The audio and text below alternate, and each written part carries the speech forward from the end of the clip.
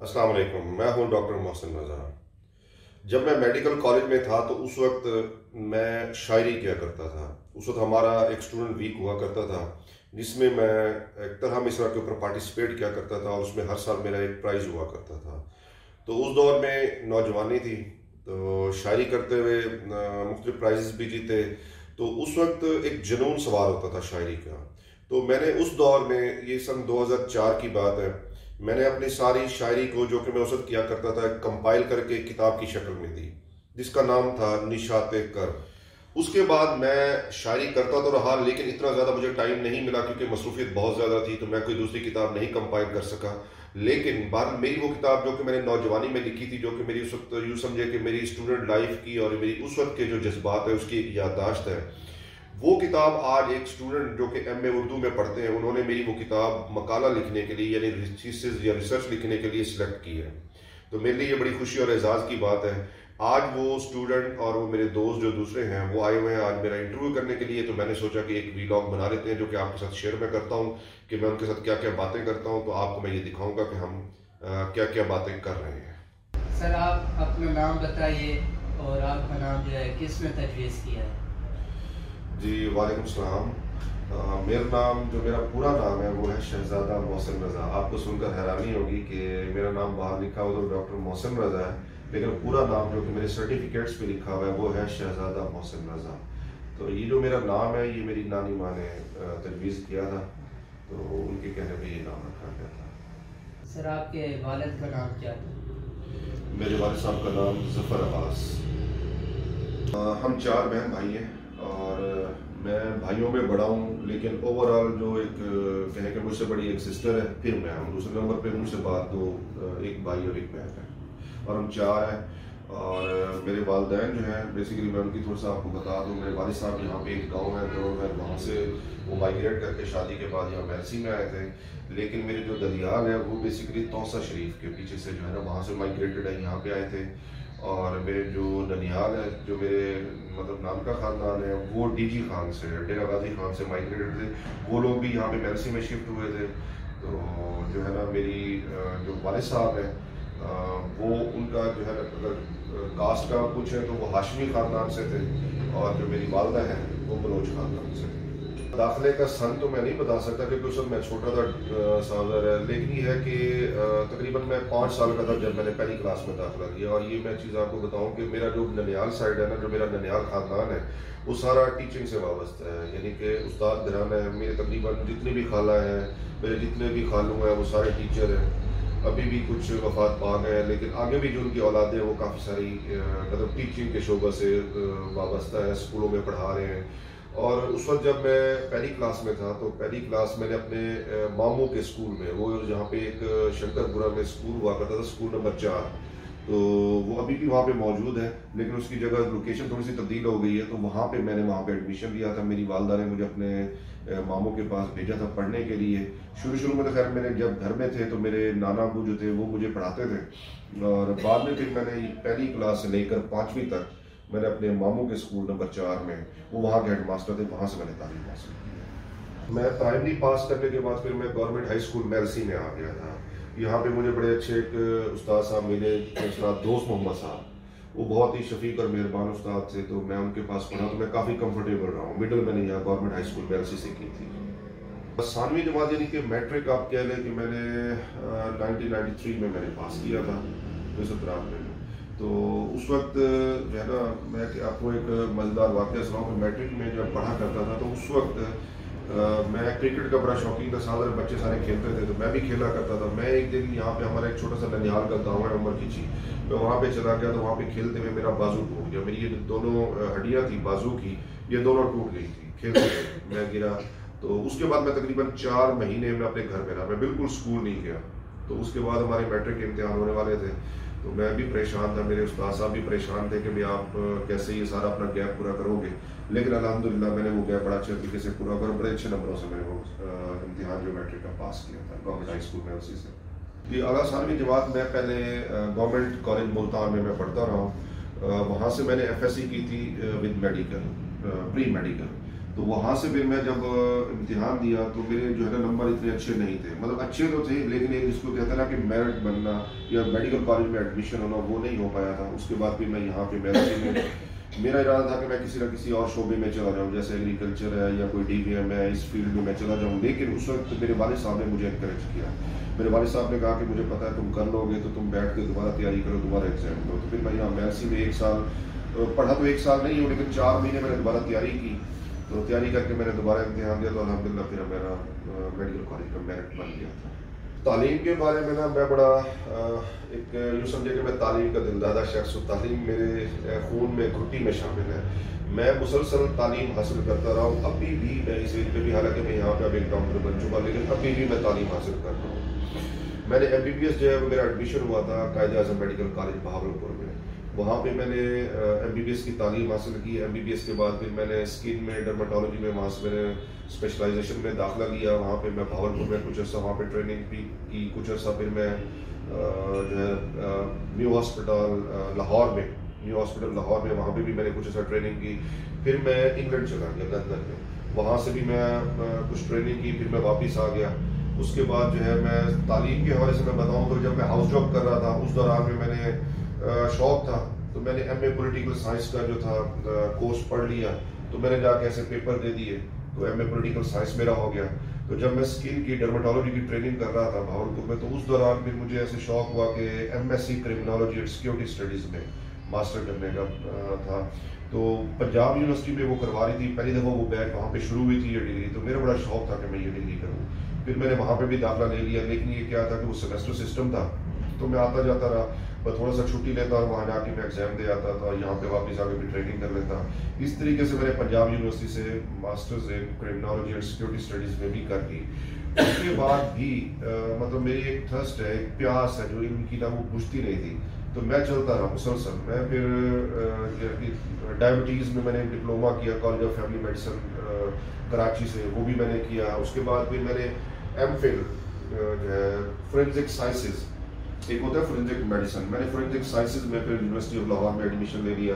وہ بھی ایسے میں جاتا پیپر دینے کے لیے، ایگزام دینے کے لیے، کبھی کبھی کچھ کلاسز بھی لے آتا تھا لاہور میں۔ تو یہ میں نے پھر ابھی میرا اس کا جو ہے نا تھیسس ورک، ریسرچ ورک میرا مکمل ہونے والا ہے، تو MPhil میں جو ہے نا ابھی میں DNA کے اوپر ریسرچ کر رہا ہوں، تو اس کا میں کمپٹیشنل انالیسس کر رہا ہوں، انشاءاللہ وہ جلدی میری جو تھیسس ریسرچ ہے وہ مکمل ہو جائے گی۔ حالانکہ اس کو ٹائم تو بہت زیادہ ہو چکا ہے لیکن پھر بھی کیونکہ درمیان میں کووڈ آ گیا تھا، پھر میری والدہ کی وفات ہو گئی، تو درمیان میں کافی ٹائم ایسا آیا کہ جس وجہ سے میں اس کو پرسو نہیں کر سکا، لیکن ابھی بھی میں وہ کر رہا ہوں، تو انشاءاللہ میرا یہ MPhil ہو جائے گا۔ اور ابھی بھی میرا ایک آگے بھی ہے ریجنریٹو میڈیسن میں USA میں ایڈمیشن میں نے لیا ہوا ہے، تو انشاءاللہ وہ بھی میرا ہے ارادہ وہ کرنے کا۔ اس کے علاوہ ایستھیٹکس کے بھی میں نے کافی سارے ڈپلوما کورس چھوٹے چھوٹے ہیں، جیسے میں 2019 میں دبئی گیا تھا، وہاں سے میں نے American board of aesthetic medicine سے میں نے 2 ڈپلومے کیے، وہ بھی میں نے کیے۔ اس کے علاوہ میں نے اپنی اسکن سے ریلیٹڈ یہاں پہ بھی ایستھیٹک میڈیسن کے حوالے سے یہاں پاکستان میں بھی کچھ شارٹ کورسز ہیں، جیسے PRP ہے، دوسرے ہائیڈرا فیشیل ہے، اور یہ جو ایستھیٹک کے جتنے بھی چھوٹے موٹے ڈپلومے یہ سارے میں نے یہاں پاکستان میں بھی کیے۔ اسکول دور میں جو اساتذہ تھے، اساتذہ میں مڈل میں جو ہے میرے فیوریٹ جو ٹیچر تھے استاد دوست محمد صاحب تھے، وہ اب ریٹائر ہو چکے ہیں۔ اور جب میں میٹرک میں تھا تو میٹرک میں مجھے 2 ٹیچر ملے تھے، ایک استاد غلام رسول صاحب، وہ وفات پا گئے، اللہ تعالیٰ نے جنت نصیب فرمائے، اور دوسرے جو تھے وہ استاد اکرم خالد صاحب تھے، وہ ہمیں سائنس پڑھایا کرتے تھے۔ اکرم خالد صاحب وہ ابھی حیات ہے الحمدللہ، تو ان کے ساتھ میری ابھی بھی گپ شپ ہو جاتی ہے، وہ اکثر بلکہ مجھ سے چیک کروانے، کبھی کوئی کام ہو تو چھوٹا موٹا وہ بھی آ جاتے ہیں، اور میں ان سے بھی کبھی کبھار ملنے ان کے گھر چلا جاتا ہوں۔ ایک استاد اکرم خالد صاحب جو ہمیں سائنس پڑھایا کرتے تھے، دوسرے استاد غلام رسول صاحب، وہ ہمارے کلاس کے انچارج بھی تھے، وہ ہمیں انگلش بھی پڑھایا کرتے تھے اور اردو بھی پڑھایا کرتے تھے۔ تو میں ان دونوں ٹیچر سے امپریس بھی تھا، اور میرے لیے وہ مطلب ایک کہتے ہیں کہ استاد آپ کی ایک باپ کی جگہ ایک درجہ رکھتا ہے، تو میرے لیے وہ بہت قابل احترام اور قابل عزت ہے۔ لیکن ہاں دوستوں کے حوالے سے جو بات ہے کہ دوست جو ہے نا، میں یوں سمجھے کہ میں تھوڑا سا جب اسٹوڈنٹ لائف میں تھا، جب میٹرک تھا، تب میں تھوڑا سا انسیکیورٹی کا شکار تھا، کیونکہ میں اس کو تھوڑا سا الگ تھلگ رہتا تھا، اتنا زیادہ لوگوں میں گھلتا ملتا نہیں تھا۔ تو وہ شاید ابھی بھی میری ایک طبیعت ہے کہ میں ابھی بھی اتنا زیادہ گھلتا ملتا نہیں ہوں، بلکہ آپ کو یہ لوگ بتائیں گے کہ یہاں میلسی کے میں اتنے زیادہ مشاعرے اٹینڈ نہیں کرتا، میں جاتا نہیں ہوں، میں تھوڑا سا میں الگ تھلگ رہنا پسند کرتا ہوں۔ تو اس وقت بھی میں ایسے الگ تھلگ رہتا تھا, زیادہ دوست نہیں بناتا تھا. بس یہ تھا کہ جو میرے ڈیسک کے اوپر جو میرے لوگ بیٹھتے تھے وہی میرے تھوڑے بہت دوست تھے. جیسے کہ عمیر عارف ایک لڑکا تھا, وہ آج کل وہ بھی ڈاکٹر ہے, وہ بہاولپور میں کام کر رہا ہے. ایسے ہی محبوب الہی ایک لڑکا تھا, وہ لاہور میں تھا پہلے, اب وہ اسلام آباد شفٹ ہو گیا, وہ ویٹرنری ڈاکٹر بن گئے.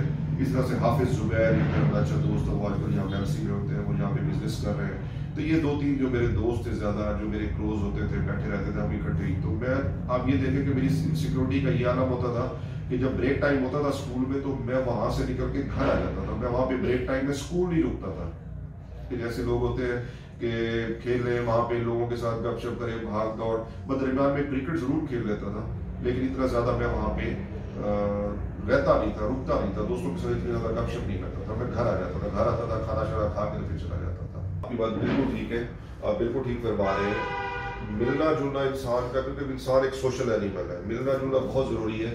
میں ملتا جلتا یہ نہیں ہے کہ میں بالکل ہی ملتا جلتا نہیں تھا, ملتا جلتا میں تھا. دوست تھے میرے لیکن بہت کم تھے. جن کے ساتھ میری دوستی تھی ان کے ساتھ بہت اچھی میری ہوتی تھی. ہم اکٹھے کرکٹ بھی کھیلتے تھے, ہم اکٹھے ٹیوشن بھی جاتے تھے, اکٹھے گپ شپ بھی ہوتی تھی. لیکن اس وقت جب میں کیونکہ ینگ ایج میں تھا, اس وقت اتنی زیادہ مجھے, کیونکہ والدین نے اتنا زیادہ مجھے باہر نکلنے نہیں دیا, مجھے زیادہ دنیا داری کا پتہ نہیں تھا, اتنا زیادہ میں یوں سمجھے کہ چالاک نہیں تھا. تو لیکن اس کے بعد جب میں میٹرک سے نکلا ہوں, تو میٹرک کے بعد جب میں نے ایف ایس سی کی ملتان میں, تو پھر میرے والدین نے مجھے ذمہ داری دی کہ تم باہر جاؤ, تم اپنے سر پر لے کے چیزیں کام کرنا شروع کرو. پھر میں نے کام کرنا شروع کیا, جس وجہ سے پھر میں نے دھکے بھی بہت کھائے, لوگوں کے جو ہے میں نے رویے بھی بہت برداشت کیے, جیسے کہ نیگیٹو رویے پھر بہت سارے آئے, جس کی وجہ سے نا پھر میں بہت جلدی سیکھتا چلا گیا. پھر حالات کی ستم ظرفی یہ ہوئی کہ والد صاحب کا جلدی انتقال ہو گیا. ان کو بڑا شوق تھا کہ مجھے ڈاکٹر بندہ دیکھیں, لیکن وہ مجھے نہیں دیکھ سکے. جیسے میں نے ایف ایس سی کی, ان کا انتقال ہو گیا. پھر ہمارے اوپر ایک بڑے یعنی کہ کرائسس آ گئے, ہم بہت زیادہ کرائسس میں, ایک فیملی وائز بھی اور فائنینشیل وائز بھی, وہ ہم اس سے گزرے ہیں, جس کی وجہ سے ہمیں بڑے مسائل کا سامنا کرا. پھر مجھے لوگوں کا پتہ چلا کہ دنیا میں ہوتا کیا ہے. پھر میں نے لوگوں کو بہت قریب سے آبزرو کیا. پھر مجھے پتہ چلا کہ وہ لوگ جو کہ دکھائی دیتے ہیں وہ ہوتے نہیں ہیں اندر سے. تو لوگ جو ہے نا وہ دگنے تگنے چہرے اپنے جو ہے نا نقاب اپنے چہرے کے اوپر انہوں نے سجائے ہوئے ہیں. تو آپ کو نقاب کو الٹ کے نیچے سے دیکھنے کی ضرورت ہے. تو یہ چیز ایک ہوتی ہے نا, انسان کی بڑی برتھ ایک نیچر ضرور ہوتی ہے کہ آپ آبزرونگ نیچر ہوتے ہیں تو پھر آپ شاعر بنتے ہیں, یا آپ کوئی حساس طبیعت کے مالک ہوتے ہیں تو آپ کوئی نہ کوئی فنون لطیفہ کا کوئی نہ کوئی کام کرتے ہیں. مثلا شاعر ہے, آرٹسٹ ہے, کوئی بھی فنکار ہے, کوئی بھی آپ لے لیں, وہ اندر سے حساس ضرور ہوتا ہے. وہ حساس ہوگا تو وہ آبزرو کرے گا. تو وہ چیز میرے اندر تھی, تو جس کی وجہ سے پھر مجھے رویوں کو آبزرو کرنے کا موقع ملا. پھر کافی کچھ سیکھا میں نے ان سے. اگلی زندگی جو ہے, میں ایم بی بی ایس کے بعد پھر میں اسپیشلائزیشن کے اس میں سے میں گزرا. پھر اس کے بعد پھر میں کچھ ایسا میں نے بہاڑی میں بھی جاب کی, تھوڑا سا ایک ہاسپٹل میں. اس کے بعد جب میں یہاں پہ میلسی میں آیا, یہاں پہ میں نے تھوڑا سا یہاں پہ بھی میں نے ٹی ایچ کو ہاسپٹل میں یہاں پہ بھی جاب کی. لیکن مجھے جاب شروع سے پسند نہیں تھی. میں آپ کو ایک سچی بات بتاؤں, میرا ایک مائنڈ نہیں ہے, میرا ایک مزاج نہیں ہے کہ جاب جو ہے نا میں نہیں کر سکتا. تو اس میں ہوا یہ کہ جاب کے دوران ہی میری کچھ نہ کچھ لوگوں کے ساتھ ایسے کوئی اتنی اچھی نہیں بنتی تھی, کیونکہ میرا ایک مزاج ہے کہ میں 2 × 2 = 4 کرتا ہوں, میں 2 × 2 = 5 نہیں کرتا. تو ہوتا یہ تھا کہ وہاں پہ ایک دفعہ یعنی ہاسپٹل میں بیٹھے ہوئے تھے, وہاں پہ بی پی آپریٹس نہیں تھا, ساتھ میں گورنمنٹ کے کچھ مسائل تھے تو وہ کچھ چیزیں نہیں آ رہی تھیں, تو بی پی آپریٹس نہیں تھا. میں ایک دن اپنے ایم ایس کے پاس چلا گیا, میں نے کہا سر ہمارے پاس بی پی آپریٹس نہیں ہے, تو ہمیں بی پی آپریٹس تو دیں ہمیں چیک کرنے کے لیے. تو انہوں نے مجھے کہا کہ ابھی بیٹا نہیں ہے. تھوڑا سا انہوں نے تلخ سا جواب دیا تو مجھے غصہ آ گیا. میں نے کہا سر میں نے یہاں پہ جاب کرنی نہیں. میں نے وہاں سے ریزائن کر دیا. میں نے کہا یہ جاب میرے پاس کا کام نہیں ہے, کہ اگر ساری چیزیں ہوں تو پھر تو بندہ کام. تو اس وجہ سے جب پھر میں نے اپنا علیحدہ ایک پرائیویٹ کلینک اپنا سیٹ اپ بنا لیا, تو الحمدللہ وہ جب سے بنایا تو پھر میں مطمئن بھی ہوں, بالکل ٹھیک ہوں, نارمل چل رہا ہے, کوئی اتنا مسائل نہیں ہے, کیونکہ میں اپنا باس خود ہوں. پسند کا شعر, پسندیدہ کسی شاعر کا یا اپنا شعر کی آپ بات کر رہے ہیں, کس کی آپ بات کر رہے ہیں؟ اپنا کوئی بتا دیں. اپنا شعر, اچھا اپنا شعر میں آپ کو بھی اسٹوڈنٹ لائف کا کوئی میں سنا دیتا ہوں. اس وقت جب میں ہمارے میڈیکل کالج میں ایک اسٹوڈنٹ ویک ہوا کرتا تھا, تو اسٹوڈنٹ ویک کے دوران نا اس میں کافی میری ایکٹیو پارٹیسپیشن ہوا کرتی تھی. تو اس میں مطلب مختلف ڈراماز بھی ہوتے تھے, لٹریری سوسائٹی تھی اس کا بھی میں چیئرمین رہا ہوں. میں اپنے کالج میگزین جو ہمارا میڈیکل کالج میں چھپا, ہر سال چھپتا ہوتا تھا, اس کا بھی میں پہلے اردو کا ایڈیٹر بھی رہا, پھر میں اپنے کالج میگزین کا چیف ایڈیٹر بھی رہا ہوں. تو کافی سارے میرے پاس الحمدللہ اعزازات ہیں. تو اس کے بعد میرا ہمارا اسٹوڈنٹ ویک ہوتا تھا، تو اس میں جب ایک طرح مصرع دیا جاتا تھا کہ ایک غزل کے اوپر یعنی طرح مصرع کے اوپر غزل کہنی ہوتی تھی، پھر وہ پیش کرنی ہوتی تھی، پھر وہ مقابلہ ہوتا تھا. تو وہ الحمدللہ جب سے میں نے ہوش سنبھالا ہے تو وہاں پہ جب بھی میں طرح مصرع کے اوپر لکھا ہے تو الحمدللہ مجھے ہر سال پرائز ضرور ملتا تھا، پہلی یا دوسری پوزیشن میری ضرور ہوتی تھی. تو اس دور میں جب میں غزل اس میں نا فیض صاحب کی ایک مصرع تھا کہ جو دل پہ گزرتی ہے رقم کرتے رہیں گے، اس کے اوپر ایک غزل کہنی تھی. تو وہ غزل میں نے کہی تو اس کے اوپر مجھے کافی اچھا رسپانس بھی ملا، پرائز بھی ملا. اس کا ایک آخری شعر ہے، کہے تو میں آپ کو چلے 2-3 شعر اس کو سنا دیتا ہوں. اور آخری شعر جو ہے نا وہ مجھے مطلب بڑا اچھا لگا، جو میرے استادوں نے بھی اس وقت نوٹ کیا، انہوں نے اپنی ڈائری میں بھی لکھ لیا، جو کہ کافی مشہور بھی ہوا. وہ میرا شعر وہ تھا کہ ہم پیار تجھے تیری قسم کرتے رہیں گے، جو دل پہ گزرتی ہے رقم کرتے رہیں گے. دنیا ہمیں کافر بھی سمجھتی ہے تو سمجھے، سجدے تیری چوکھٹ پہ صنم کرتے رہیں گے. ہر لمحہ تصور میں سجا کر تیری صورت، ہم ہجر کے لمحات کو کم کرتے رہیں گے. نفرت سے ہمیں دیکھے یا سمجھے وہ بغاوت، ہم اونچا محبت کا علم کرتے رہیں گے. اور آخری شعر تھا مقطع کہ محسن کسی کمظرف پہ احسان کیا تھا، محسن کسی کمظرف پہ احسان کیا تھا، تا عمر اسی بات کا غم کرتے رہیں گے. تو یہ والا شعر تھا جو کہ کافی لوگوں کو پسند بھی آیا. تو آپ نے شعر کا کہا، میں نے آپ کو غزل سنا دی پوری. ادب کا جو ہے نا، دیکھیں ادب کا انسان کا اس کے لیے سب سے پہلے حساس نیچر ہونا بہت ضروری ہے، کیونکہ ایک شاعر یا کوئی فنکار ہے وہ اندر سے ٹوٹا ہوا ضرور ہوتا ہے، تبھی وہ کوئی حساس کام کر سکتا ہے. بیسیکلی اداسی یا وہ بربادی یا وہ جو ڈپریشن کہہ لیں یا وہ ایک جو اجاڑ پانے کا طبیعت کا، وہ اس کی طبیعت کے اندر شامل ہوتا ہے، وہ اس کو بعض اوقات پتہ نہیں ہوتا. تو سیم ایسے میرے اندر تھا، حساسیت تھی، اتنی حساسیت تھی کہ میں جب صبح اٹھ کے باہر جاتا تھا، اگر کوئی مجھ سے اونچی آواز میں بھی غصے سے بھی کوئی بات کر لیتا تھا نا، اوے یہ کیا کر رہے ہو، تو میں پریشان رہتا تھا کہ یار اس نے مجھ سے بات کیوں کی ہے ایسے. میں اس کے وجوہات تلاش کرتا تھا. تو یہ کرتے کرتے مجھے اچھی طرح یاد ہے جب میں پرائمری اسکول میں تھا تو مجھے کچھ نہ کچھ شعر یاد رہتے تھے. مثلا مجھے یاد ہے میں جب پرائمری میں غربت کے اوپر، غریبی کے اوپر ایک میں نے لکھنا تھا، ایک مضمون لکھنا تھا. تو اس وقت مجھے یاد تھا ایک شعر کہ سیاہ بختی میں کب کون کسی کا ساتھ دیتا ہے، کہ تاریکی میں سایہ بھی جدا انسان سے رہتا ہے. تو یہ شعر اس وقت میں جب 5ویں کلاس میں لکھا تو مجھے بڑے اچھے سر نے مارکس دیے کہ تم یہ شعر یاد کر کے آئے، حالانکہ بچوں کو شعر یاد نہیں ہوتے. تو اس کے بعد جب میں میٹرک میں تھا اور ایف ایس سی میں تھا تو مجھے جو نظم کا سیکشن ہوا کرتا تھا اس کے خلاصہ لکھا جاتے تھے ایگزام میں. تو مجھے وہ نظمیں پوری کی پوری اس وقت یاد ہوا کرتی تھی. میں جب نظمیں پڑھتا تھا یا غزلیں پڑھتا تھا میر صاحب کی یا جو بھی تھی، وہ نظمیں مجھے اکثر ان کے شعر یاد ہوتے تھے. تو پھر مجھے ان کو میں کیا کرتا تھا، میں جب امتحان میں جاتا تو ان کی سلیس جو ہے نا وہ لکھ آتا تھا.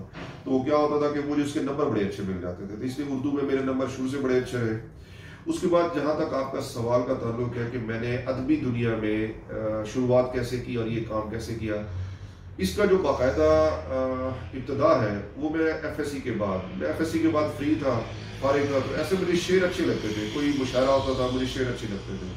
تو ایک دن میں نے کہا یار یہ تو بڑا آسان کام ہے، یہ تو میں بھی کر سکتا ہوں. میں نے ایک دن جناب ردیف قافیہ کا مجھے پتا تھا کہ اردو ادب میں نے پڑھا ہوا تھا کہ ردیف قافیہ کیا ہوتا ہے، لیکن مجھے علم عروض کا نہیں پتا تھا کہ شعر میں کچھ وزن بھی ہوتا ہے. لیکن خیر میں نے کاغذ قلم اٹھائی، میں نے جناب غزلیں لکھنا شروع کر دی، کہنی شروع کر دی. میں نے اپنے دوستوں کو سنانا شروع کر دی. میں نے کہا یار دیکھو یار میں نے یہ غزلیں کہی ہیں، سنو میری. اچھا وہ بھی میری طرح اتنا زیادہ ان کو علم نہیں تھا تو وہ بھی اس کو سن کے واہ واہ کرنے لگ گئے. اس وقت چونکہ وزن کا پتہ نہیں تھا، میں غزلیں دھڑا دھڑ لکھتا گیا، کہتا گیا. اس کے بعد کیا ہوا، میں میڈیکل کالج میں چلا گیا. وہاں پہ ایک میرا دوست تھا بلال نقوی، وہ آج کل سی ایس ایس کر کے کافی اچھے عہدے پر تعینات ہے. وہ میرا روم میٹ بھی تھا، میرا کلاس فیلو بھی تھا. وہ افسانے لکھتا تھا. تو اس نے کچھ غزلیں بھی کہیں. اس نے کہا یہ دیکھو میری غزل سنو. اچھا اس کو دیکھ کے پھر میرے اندر ایک تحریک پیدا ہوئی کہ یار یہ لکھ سکتا تو میں کیوں نہیں لکھ سکتا. پھر میں نے باقاعدہ لکھنا شروع کر دیا. جب لکھا پھر مجھے ایک استاد کی تلاش تھی. میں نے کسی استاد کو دکھایا اور کہا بیٹا آپ کا جو ہے نا تخیل تو ٹھیک ہے لیکن آپ کو ابھی جو ہے نا علم عروض سیکھنے کی ضرورت ہے، یا آپ کو بحر میں یعنی وزن میں لانے کے لیے ابھی آپ کو کافی تردد کرنا پڑے گا، کافی کوشش کرنی پڑے گی. اس کے لیے پھر میں میلسی آتا، یہاں پہ مختلف شعراء حضرات تھے ان کے ساتھ میں ملاقات کرتا، جیسے یہاں پہ راشد تبسم صاحب ہیں، شاکر الوی صاحب ہیں، خورشید بیگ میلسی صاحب ہیں. ان کے ساتھ مل کے میں ان کے ساتھ نشستیں رکھتا تھا، ان کے ساتھ بیٹھتا تھا، ان کی محفل میں ان سے سیکھتا تھا. یہ اکثر اپنے شعر ایک دوسرے کو سنایا کرتے تھے، پھر میں سیکھتا رہتا تھا. پھر کئی دفعہ یہ ہوتا کہ اپنی غزلیں میں ان کو پیش کرتا کہ میری تصحیح فرمائے. پھر وہ میری کافی حد تک رہنمائی کرتے تھے. پھر آہستہ آہستہ کرتے کرتے کچھ بہتر ہو گیا. لیکن اس چیز کو جو مکمل کیا وہ میڈیکل کالج میں، وہاں پہ ایک میرا دوست بنا اظہر فراق. ایک لڑکا تھا، وہ بھی میری عمر کا تھا، لیکن وہ شاعر بہت غضب کا تھا، بہت اچھا شاعر تھا. آج کل تو وہ بہت ہی مشہور ہو گیا ہے، وہ اظہر فراق. آج کل تو بڑے بڑے مشاعرے پڑھ رہے ہیں، بڑی بڑی یونیورسٹیوں میں ایز اے چیف گیسٹ کے طور پہ جاتا ہے. وہ بڑا غریب سا لڑکا تھا بیچارہ، میرے پاس آتا، میری اس کے ساتھ دوستی ہو گئی. بیسیکلی جو تقطیع کرنا ہے نا شعر کو، بھی شعر کو وزن کے پیمانے پر جانچنا کیسے ہے، وہ اظہر فراق نے مجھے سمجھایا کہ آپ نے اپنے شعر کو تقطیع کر کے وزن کے پیمانے پر جانچ کے شعر کہنا کیسے ہے، وزن میں کیسے شعر لے کے آنا ہے، وہ اس نے مجھے سکھایا. وہ اس نے مجھے علم عروض، کافی ساری بحریں اس نے مجھے بتائی کہ یہ بحریں ہوتی ہیں، یہ زمین ہوتی ہے. اس نے مجھے کافی کچھ اس میں مجھے اکوپ کیا. تو اس وجہ سے میں اس کی وجہ سے نا کافی اس میں نے مہارت حاصل کر لی. اس کے بعد پھر مجھے جو ہے نا شاعری جو ہے نا میرے اندر ایک وہ جس کو کہتے ہیں نا کہ شاعری کو بسر کرنا. ایک ہوتا ہے کہ شاعری کو پڑھنا، ایک ہوتا ہے شاعری کو بسر کرنا. پھر میں نے اس کو بسر کرنا شروع کر دیا.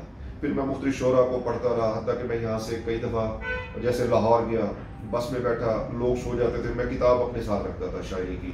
میں رستے میں گیا، پڑھنا شروع کر دیا، پڑھتا گیا. اس کے جذبات، اس کی باتیں، اس کے تخیل کو اپنے اندر جذب کرتا رہتا تھا. تو اس طریقے سے وہ کرتے کرتے پھر میں جو ہے نا وزن میں آ گیا. تو اس کے بعد پھر جیسے ہی مشاعرے ہوتے تھے پھر میں نے مشاعروں میں پڑھنا شروع کیا بہاولپور میں. تو زیادہ تو نہیں پڑھ سکا، لیکن جتنا میں نے پڑھا الحمدللہ کافی اچھی پذیرائی ملی. پھر ہر سال جیسے میں نے آپ کو بتایا کہ مجھے اسٹوڈنٹ ویک میں کافی اچھے پرائزز بھی ملتے تھے. ہر سال نظم بھی میں کہتا تھا، غزل بھی میں کہتا تھا. تو الحمدللہ اس میں کافی، پھر کالج میں میرا بڑا اچھا نام تھا. پھر اسی دوران جو ہے نا میں نے اپنی وہ کتاب شائع کی کہ کافی ساری غزلیں جب جمع ہو گئی، ایک جنون تھا، تو پھر میں نے وہ کتاب شائع کی. پھر وہ سفر جو ہے چلتا رہا. لیکن جب میں پریکٹیکل لائف میں جب سے آیا تو پھر تھوڑا سا یہ مان بڑھ گیا. اس کی وجہ یہ تھی کہ آپ کو پتہ ہے کہ جب انسان پریکٹیکل لائف میں آتا ہے مصروفیات بہت زیادہ بڑھ جاتی ہے. تو جب میں اسٹوڈنٹ تھا، اسٹوڈنٹ لائف میں ایک انسان کا ایک آپ کو پتہ ہے کہ ایک مزاج ہوتا ہے کہ انسان کے پاس ٹائم ہوتا ہے، تو ٹائم جو ہے نا اسپیئر کر سکتا ہے. تو ٹائم میرے پاس تھا. میں پڑھائی کے بعد جیسے مجھے ٹائم ملتا میں کرکٹ کھیل لیتا تھا یا پھر شاعری کو ٹائم دیتا تھا. تو میں اپنے آپ کو مکمل ایک یوں سمجھے کہ شاعری کے ایک ٹرانس میں رہا ہوں، ایک اس کے ایک یوں سمجھے کیفیت میں رہا ہوں مسلسل 5 سال. تو اس وجہ سے میرے غزلیں بھی کافی ساری ہوئی ہیں. تو جب سے میں حالانکہ پریکٹیکل لائف میں آیا ہوں کافی عرصہ ہو گیا. میں غزلیں تو کچھ کہی ہیں لیکن زیادہ نہیں کہی، کہ میں کوشش کر رہا ہوں کہ جلدی سے جلدی غزلیں مکمل ہوں تو میں اپنی دوسری کتاب منظر عام پر گیا. تو یہ ایک انٹروڈکشن ہے میرے ایک جو سفر کا آپ نے پوچھا ہے. تو یہ ہے سفر. کس حوالے سے آپ پوچھنا چاہ رہے ہیں، ذاتی حوالے سے یا شاعری حوالے سے؟ جوانی کے دور میں دیکھیں چیزیں بہت ساری ہوتی ہیں. انسان متاثر اپنی زندگی میں بہت ساری چیزیں ہوتی ہیں جس کی وجہ سے اس کی شخصیت کے اوپر امپیکٹ پڑتا رہتا ہے. میں یہ سمجھتا ہوں کہ اگر آپ یہ سمجھتے ہیں کہ میری زندگی کے اوپر جس نے امپیکٹ ڈالا ہے نا، وہ ایک چیز ہے، وہ ہے دکھ، رنج یا ڈپریشن. وہ اس چیز کو میں بڑا جو ہے نا اس کو ایک وزن دیتا ہوں اپنی لائف میں، ایک ویٹیج ہے اس کا. اس کی وجہ یہ ہے کہ یہ جو دکھ ہے نا انسان کا رنج، ہم لوگ اکثر یہ کہتے ہیں کہ ہم خوش ہونے کی کوشش کرتے ہیں کہ دکھوں سے چھٹکارا حاصل کریں.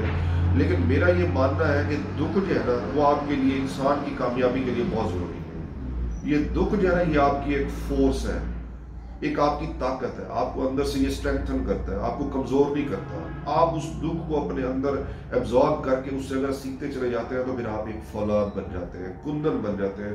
اور یہی وجہ تھی کہ میں شروع سے، کیونکہ میرے والد صاحب کی ڈیتھ ہو گئی، کچھ فائنینشیل مسائل کا مجھے سامنا کرنا پڑا، ایک لائف جو ہے نا تھوڑی سی بڑی ڈیفیکلٹ اور ٹف ہو گئی تھی. تو میں نے کیا کیا، میں اس دوران میں نیگیٹو نہیں ہوا، میں پازیٹیو رہا ہوں.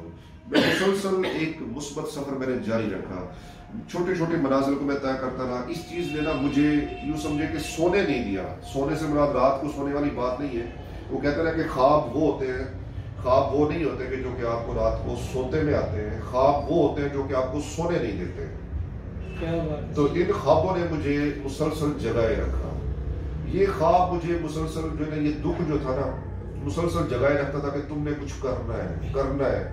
کیونکہ میں نے بڑے مسائل، بڑی تکلیفیں جھیلی ہیں ایک ینگ ایج میں. کیونکہ میں جب ینگ ایج میں تھا، والد صاحب کی ڈیتھ ہو گئی، بڑی ذمہ داریاں میرے اوپر آ گئی، تو میں نے کافی کچھ جھیلا ہے. تو اس حوالے سے یہ جو دکھ ہے نا، اس نے مجھے مسلسل جگائے رکھا ہے، مجھے مسلسل ایک تگ و دو کی طرف نہ مجھے چلائے رکھا ہے. میں کچھ نہ کچھ کرتا رہا ہوں، اور یہی وجہ ہے کہ آپ آج دیکھیں گے میں کچھ نہ کچھ کرتا رہا ہوں. میں ایک بے چین روح، میں آپ ایک سچی بات بتاؤں، میں اندر سے ایک بے چین قسم کا انسان ہوں. میں تھکنا نہیں چاہتا، میں ہر چیز میں سے کوئی نہ کوئی امید کا کوئی نہ کوئی پہلو نکال لیتا ہوں. تو اس لیے یہ جو چیز ہے نا، میں یہ سمجھتا ہوں کہ یہ چیز آپ اس کو ایک نعمت کے طور پر سمجھیں کہ یہ جو دکھ، یہ جو رنج ہے نا، یہ آپ کے لیے ایک نعمت ہے. آپ اس سے بہت کچھ سیکھ سکتے ہیں، اپنی زندگی میں یوں سمجھے ایک انقلاب برپا کر سکتے ہیں. اور یہی وجہ ہے کہ اس نے مجھے تھکنے نہیں دیا آج تک. میں اسٹل ابھی تک مسلسل سفر میں ہوں.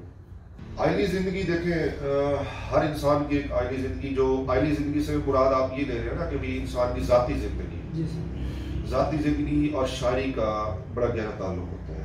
ہر انسان کی آئلی زندگی مختلف ہوتی ہے، اور وہ مختلف انداز سے شاعر کے اوپر اثر انداز ہوتی ہے. کیونکہ آئلی زندگی جیسی آپ کی ہوگی، اس کا امپرنٹ آپ کی شاعری کے اوپر ہوگا.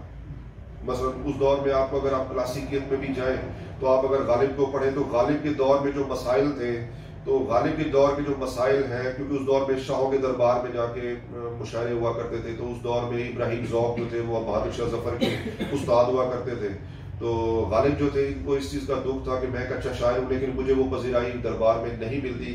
تو ان کی ایک نوک جھونک بھی چلتی رہتی تھی، ان کی ایک مسابقت تھی اس دور میں. مومن خان مومن تھا، مختلف شعراء حضرات تھے. تو اس دور میں جو ان کے مسائل ہیں وہ ان کی شاعری میں جھلکتے ہیں. ایسے میر صاحب کو آپ پڑھ لیں، درد کو آپ پڑھ لیں. تو بات یہ ہے کہ ہر انسان کی جو آئلی زندگی ہے، میں اپنے بارے میں اگر یہ کہوں کہ میری شاعری سازر میری ایک ذاتی زندگی کا ایک امپرنٹ ہے، کہ میں جیسے جیسے جن جن حالات سے گزرا وہ چیزیں میرے اندر پازیٹیولی ڈیولپ ہوتی چلی گئی، تو وہ چیزیں میری شاعری کے اوپر کرتی ہیں. لیکن اگر آپ یہ کہتے ہیں کہ جیسے پرانے زمانے میں ایک پرانے شعراء کا ایک تصور ہوتا تھا کہ شاعر جو ہے نا وہ کچھ بھی نہیں کرتا، شاعر جو ہے نا اداس، ایک پریشان، بیابان اور برباد قسم کا ایک شخص ہوتا ہے. اس کا اوڑھنا بچھونا شاعری ہوتا ہے، اور جناب اس کی شیب بڑھی ہوتی ہے، اور جناب اس نے چادر سے لی ہوتی ہے اور دن رات ایک شاعری میں پڑا ہوتا ہے. یہ ایک پرانا کنسیپٹ تھا. بیسیکلی برصغیر پاک و ہند میں یہ مسائل چلتے رہے ہیں کیونکہ شاعر حضرات کچھ کرتے نہیں تھے. لیکن اب دور تبدیل ہو گیا ہے. تو اب آپ دیکھتے ہیں، اکثر آپ سوشل میڈیا پہ بھی دیکھتے ہیں کہ شاعر حضرات جو ہیں وہ کچھ نہ کچھ کام بھی کر رہے ہوتے ہیں، بلکہ کئی شعراء حضرات تو بڑے اچھے پوزیشنز میں بھی بیٹھے ہوئے ہیں. ڈاکٹرز ہیں، بڑے بڑے بیوروکریٹس ہیں، بڑے بڑے انجینئرز ہیں جو بڑا اچھا شعر جو ہے تخلیق کر رہے ہیں. تو اس لیے ان کی آئلی زندگی، اب ہم یہ کہیں کہ اب آپ ان کی اگر زندگی کا مطالعہ کریں، وہ تو ایک بڑے کامیاب انسان ہے. تو اب آپ یہ کہیں کہ جناب وہ کامیاب انسان، اب وہ اندر سے ٹوٹا ہوا تو نہیں ہوگا. ایک کامیاب انسان، اس نے زندگی میں بڑی کامیابیاں حاصل کی ہیں، تو اس کی شاعری کو اس کی کیسے جھلک آ سکتی ہے؟ نہیں. شاعری کے لیے آپ کو اندر سے اداس ہونا ضروری ہے. تو وہ اداسی، وہ جو ٹوٹا ہوا انسان ہے نا، وہ اس چیز کو کسی بھی پیرائے میں لے کر شاعری میں آ سکتا ہے. تو میری جو آئلی زندگی ہے وہ ایک یوں سمجھے کہ میڈیاکر کے طور پہ رہی ہے، درمیانی، ایک نہ بہت اچھی اور نہ بہت بری، جو میں اس کو صرف جسٹیفائی کر سکتا ہوں. تو میں یہ سمجھتا ہوں کہ میری شاعری میرے حالات کا ایک امپرنٹ ضرور ہے. دیکھیں، ادب جو ہے نا، اوور آل اگر میں بات کروں پورے پاکستان کی، تو ادب تو بہت اچھا تخلیق ہو رہا ہے پاکستان میں، حتیٰ کہ انڈیا سے بھی زیادہ اچھا. کیونکہ آپ یہ دیکھیں کہ جب تقسیم ہوئی تھی تو کافی سارے شعراء وہاں پہ بھی تھے جو اردو میں شاعری کر رہے تھے. لیکن میں آپ کو تھوڑا سا اس کی ہسٹری کے بارے میں تھوڑا سا میں آپ کو بتانا چاہوں گا کہ ادب کو پھر آپ کو سمجھنے میں نا، یہ سوال آپ کو سمجھنے میں آسانی ہوگی. ادب کی تاریخ جو ہمیں ملتی ہے نا بہت پرانی، کہ جس میں ہمیں امیر خسرو، اس کا تھوڑا سا کچھ کلام ملتا ہے کہ جس میں آپ نے شاید پڑھا ہو اردو ادب میں، کہ وہ امیر خسرو کا ایک شعر کہ زحال مسکی مکن تغافل درائے نینا بنائے بتیاں، کتاب ہجرا نہ دارو لے جا نہ لیہو کا ہے لگائے چھتیاں. مطلب یہ اس دور کی ایک اردو ہے، اس کو اس دور میں ریختہ کہا جاتا تھا.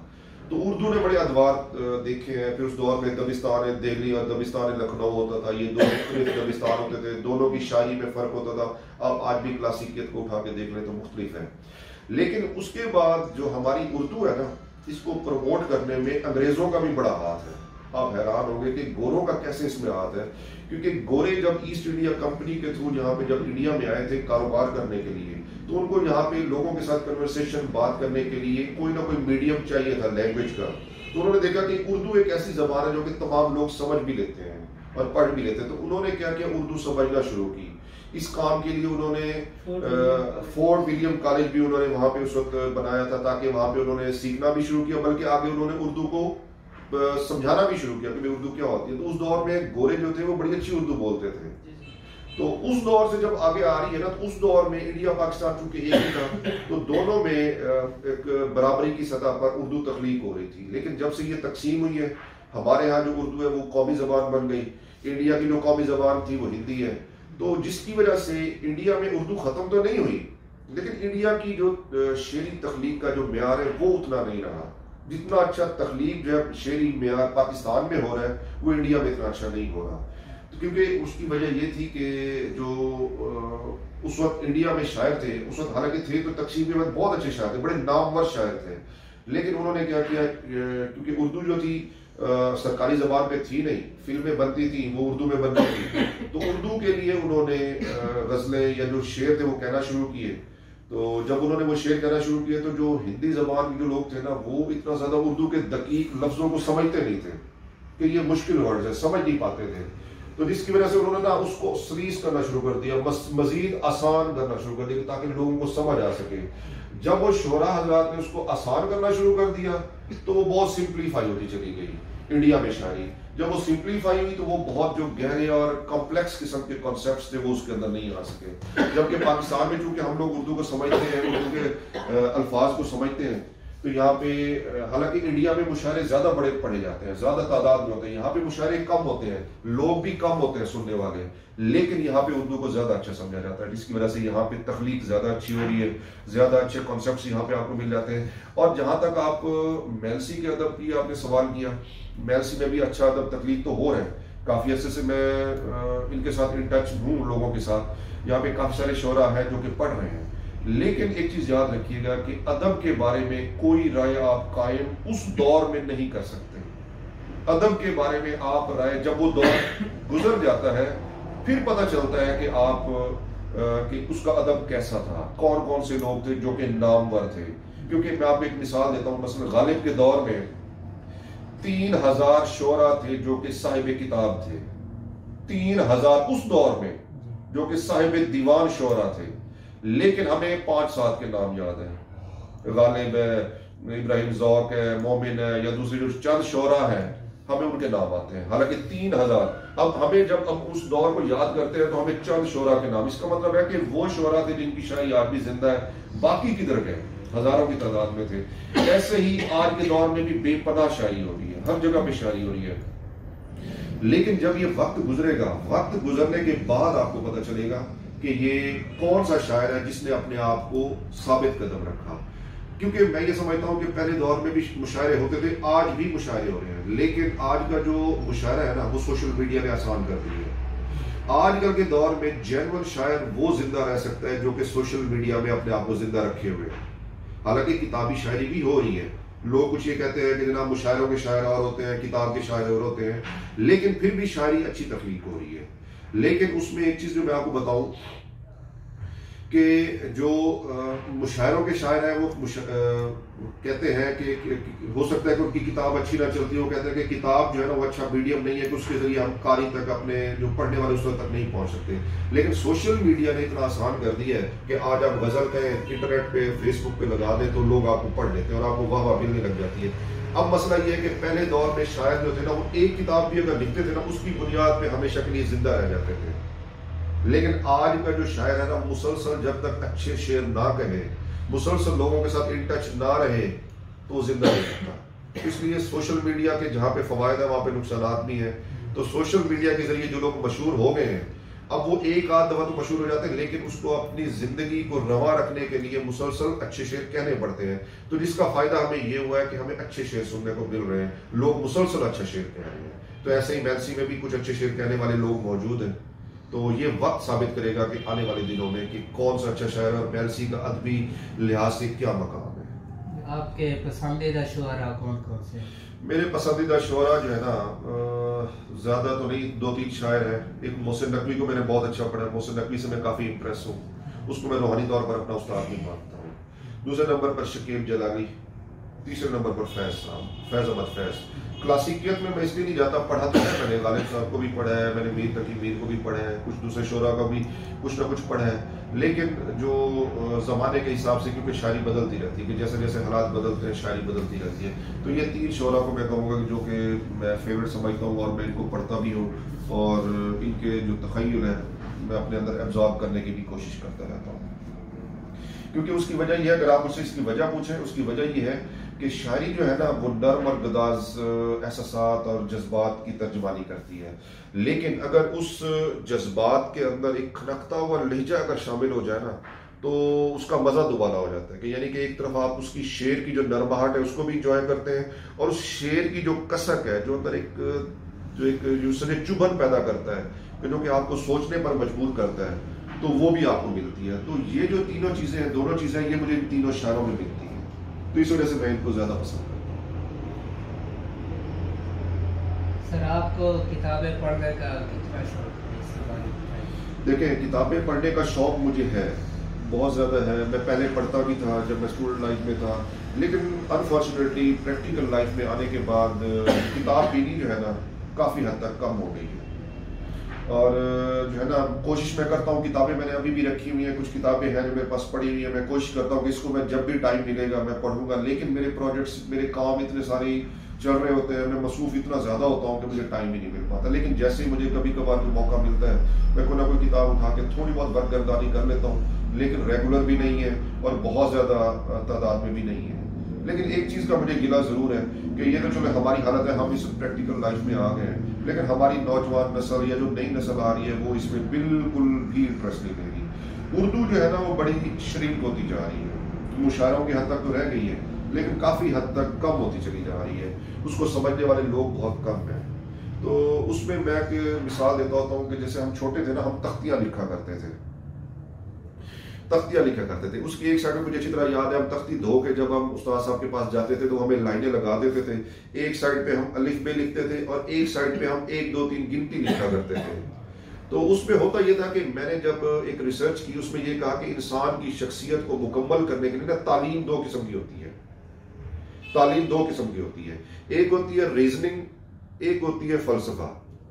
ठीक है, तो रीजनिंग आपको बताती है कि 2 + 2 4 है तो क्यों है, और फलसफा जो है ना वो आपकी अंदर की शख्सियत को मुकम्मल करता है, आपको जिंदगी का way of life, way of thinking जो है वो आपको समझाता है।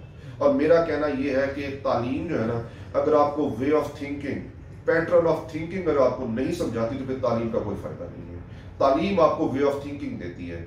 तो मैं ये कह रहा था कि वो जो तख्ती हम लिखा करते थे, वो जो तख्ती थी, वो जो हम 1 2 3 लिखा करते थे ना एक साइड पे, वो रीजनिंग है, और जो हम अलिफ पे लिखा करते थे वो हमारे ज़हन में ऑटोमेटिकली डाला जा रहा था कि ये फलसफा है। और हमारे वो दोनों जो इंग्रेडिएंट्स थे, हम जब बच्चे होते थे हमारे वो पूरे होते थे, जब हम बड़े होते थे तो हमें पता होता था। अब होता क्या है कि हमारे यहाँ तख्ती का रिवाज खत्म हो गया है। एक तो लोगों की हैंड राइटिंग बहुत बुरी है, लोगों को अब पता नहीं है कि ये दोनों चीज़ें क्या होती हैं, कैसे होती हैं, इनके ऊपर कैसे वर्क करना होता है। तो लोग जो है ना आजकल वो कैलकुलेटर के ऊपर, मोबाइल के ऊपर काम कर लेते हैं, लेकिन उनकी वो बेसिक्स जो है ना वो नहीं बन पाती, जिसकी वजह से मुझे ये गिला है आजकल की नौजवान नस्ल से। हमारा जो सिस्टम है तालीम का, उसमें बड़े मसाइल आ रहे हैं, तो उसको ठीक होना चाहिए ताकि हमारी उर्दू को जो है ना तरवीज इसकी करनी चाहिए हमें। सर आखिरी सवाल है, आप कोई गज़ल सुनाना चाहें? चलिए, कामरान भाई की फरमाइश पे एक इनकी पसंद की मैं अपनी एक गज़ल सुना देता हूँ। वो है कि अच्छे या बुरे होने के मेयार से निकलें, अच्छे या बुरे होने के मेयार से निकलें, हम खुद के बनाए हुए दरबार से निकलें। मैं हिजर में बैठा था जहाँ टेक लगाकर, मैं हिजर में बैठा था जहाँ टेक लगाकर, अब तक मेरी चीखें उसी दीवार से निकलें। क्या बात। हो जाएगा इतने में ज़माना भी ये कायल, हो जाएगा इतने में ज़माना भी ये कायल, एक बार चलो हालत इनकार से निकलें। ले बैठी हमें खुशगुमा रहने की तवालत, ले बैठी हमें खुशगुमा रहने की तवालत, किस शर्म से अब हल्के बेकार से निकलें। मोहसिन हमें मालूम है लहजे की शरारत, क्या कहना, मोहसिन हमें मालूम है लहजे की शरारत, किस तौर मगर लज्जत गुफ्तार से निकले। क्या कहना है, बहुत। हाँ जी।